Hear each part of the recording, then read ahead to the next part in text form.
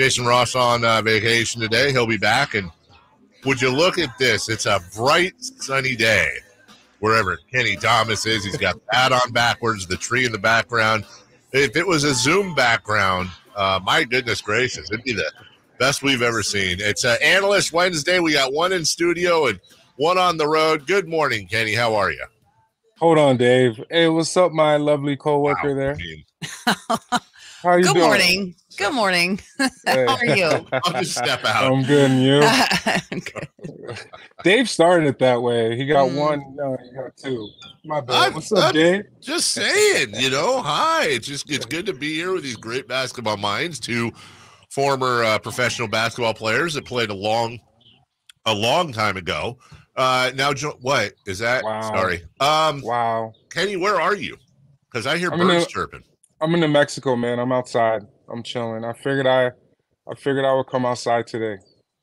Last time I was here, I was inside, so I figured. Dave hates nature, so he doesn't like it when you do things outside. Yeah, he kind of does because he always talks about golfing with me, Kayte, but he always flakes. Oh, flakes! We just never make appointments. There's a difference. Appointments. Man, are you gonna bring some chilies home? New Mexico, the chili capital of the United States. Yeah, I can have some scent, bro. That's easy.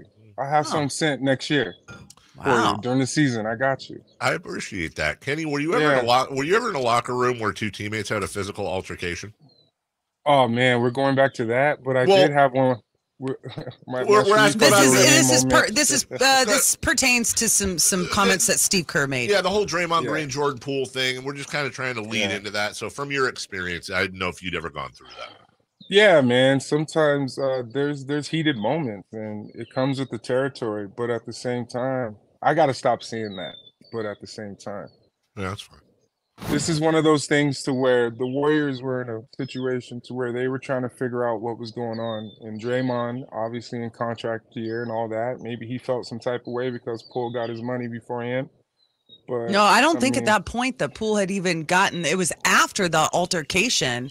But I do remember. Yes, it was. Okay. Because okay. Yeah, but it was. There was something about Kenny, if memory serves, that Jordan Poole was being very vocal about getting his payday. And I don't. Again, we don't know what led to the whole thing, but it happened in practice, and now apparently, weirdly, they're saying it had implications on the outcome of the season. Yeah, can you recover from that, Kenny? Man, you don't have a choice because you're getting paid a lot of money, right? And you have to be professional. Things happen, and you have to kind of move on. Are they ever going to be able to get past this? I saw a comment that Poole said it's all about business, and it's like nothing else, right? Right. But Draymond, with his situation coming up, as far as like being a free agent and all of that, I mean, what's going to happen with that? Is he going to come back, or is he a distraction? I think it's going to be an interesting situation to see what happens. And Poole, man, I feel like he got a little arrogant because he was playing so good at that one moment. And I think it got the best of him, and Draymond saw that. So I think that is the difficult thing, right? Especially for young players kind of coming up. And I think it even, kind of exacerbates it when you're on a team like the Warriors, right? And usually the young players that they have that are kind of making their way are not high draft picks. They're lower, they're deeper into the draft, or they're undrafted players. And to be able to have a season like Jordan Poole had the year before, right? I think it's very easy when you're on a team that is so good, a title winner, defending that title, to come in and think that this is automatic or expect it to be automatic. Like, you've now proven yourself. However, Kenny, playing at this level is not about what you can do in a season. It's about being able to string seasons together. And Jordan Poole was a disappointment, I guess, in that way this year for the Warriors. Oh, yeah, he was. And thank God he was a disappointment during the Kings series, right? Because everybody expected him to come out and play way better. But the second series with the Lakers, where was he? I think he showed up in game one. He had like 20-something points. But after that, he like disappeared. For a guy, as we know, that's making that kind of money, you can't disappear. So where does he come back from this? Because he doesn't do anything else. He doesn't play defense. He doesn't play passing lane. So what does he do besides score? If he's not doing that, he's like a non-existing factor. I totally agree with you, Kayte. And he's owed 130, 140 million on an extension that kicks in next season. Man, the money that these guys are making, I mean, good for them. I'm not, I mean, you're like, dang, wrong decade. That's Kenny Thomas money.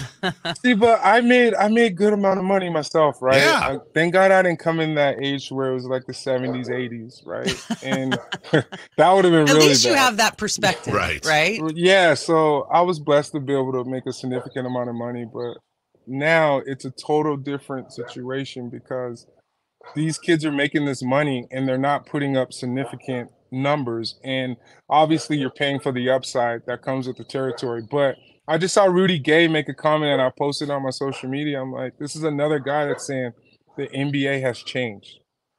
It's a totally different vibe, totally different situation. I've seen it, especially being around more, being on NBC and seeing games. It's just a totally different vibe.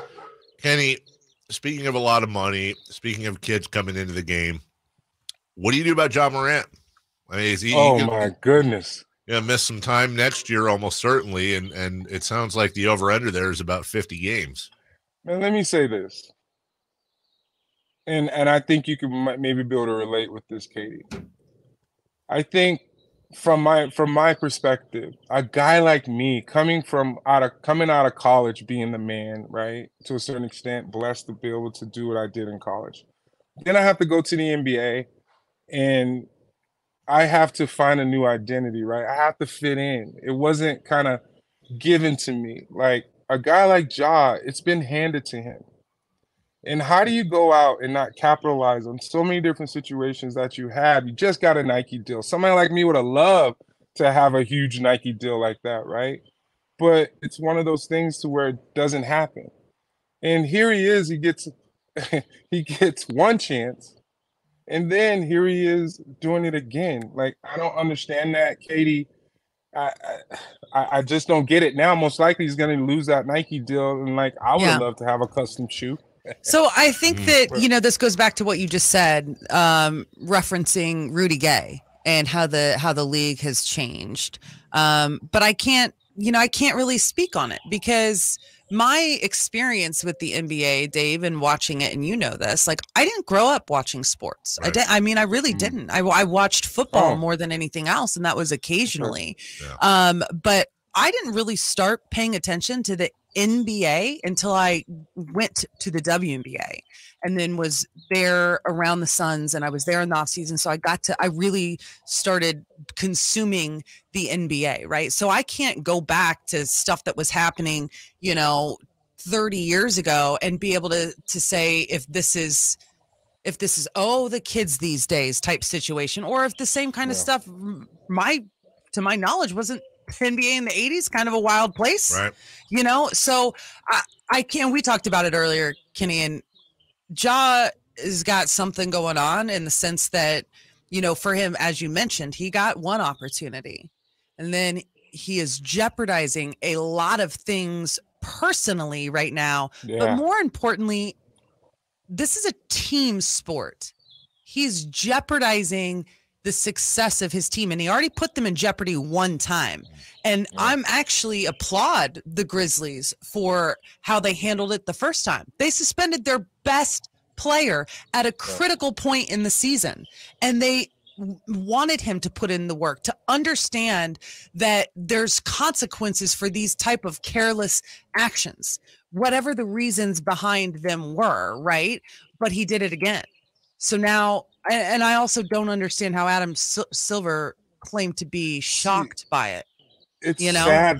It's sad because it's the people around him, if you really think about it. Of course it is. He needs to surround himself with better people. But think about it. When you get to a situation like getting to the NBA, it's like you want to try and bring people that's been a part of your life with you. Yeah.